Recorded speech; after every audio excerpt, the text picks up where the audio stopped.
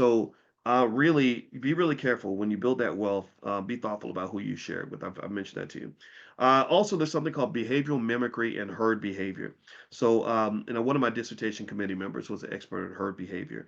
So, what happens is humans unconsciously copy behaviors of perceived leaders, even their spending habits. So you don't even do this consciously. You don't say, "Hey, I want to copy this person." People do it, and they think, "Oh no, I did this because I wanted to do it." But actually, the researchers say you're doing it and you don't even realize you're doing it. You're influencing, you don't even know you're being influenced.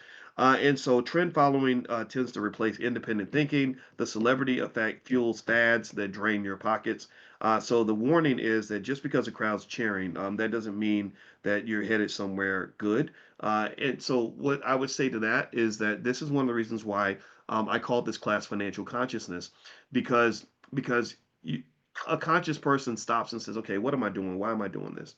Right? You got to question yourself. You got to look at yourself in the mirror. That's another aspect of consciousness. Let me give an example. There was an experiment they did where it's Halloween, so this is perfectly appropriate. There was an experiment they did with little kids. And what they did with the kids was they would put the candy out and they would say, there'd be a sign that says, take only one piece of candy, please. Right? And of course, I mean, what do you think the kids did? What do y'all think? You think the kids like, listen, there's nobody around. You think they just took one piece and the candy was good? Come on now, right? So the kids would be in there like and grab like a handful and run off or whatever. Okay, so then they did another version of the experiment where this time though there was still nobody that's going to stop you, but there was a mirror there. And so not only was the kid stealing the extra candy, but they had to watch themselves steal the candy. It forced them to be conscious. Like look at yourself. You're a thief, right? And the amount of candy the kids took dropped dramatically because they were embarrassed. They were ashamed.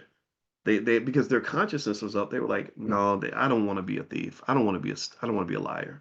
Right. So a lot of times when you stop and you look at yourself and you say, what am I doing? Why am I doing this? Who do I want to be?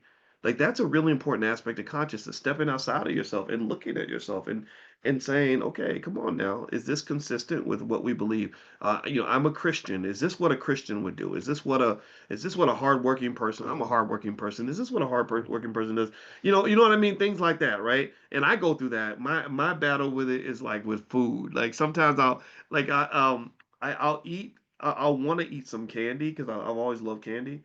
And my wife, she never tells me I can't eat it. She'll just go, boys, and I'll be like a mid bite, and I'll just like spit it out and be like, okay, yeah, because she's right. I don't want to be a fat ass eating candy all day, but I just got caught up in the moment. The candy was looking all luscious and delicious and stuff, and it'd be calling me, man. It'd be calling me, But just literally her just saying, "Boys," that literally slows me down. Do you know how much candy I have not eaten because she just said my name while I was eating it, and never once said, "Don't I forbid you to eat candy? You can't do that." She never does that. She just reminds me of the man that I want to be. I don't want to be a big sugar addict. I want to be healthy and strong, and I want to live a long time, right? So that's something to remember. Be conscious about who you are, and I would encourage you to monitor that every day. Every day, just make a little manifesto. That might be fun for yourself. But really, I mean, if you want to be a high flyer, this is my suggestion.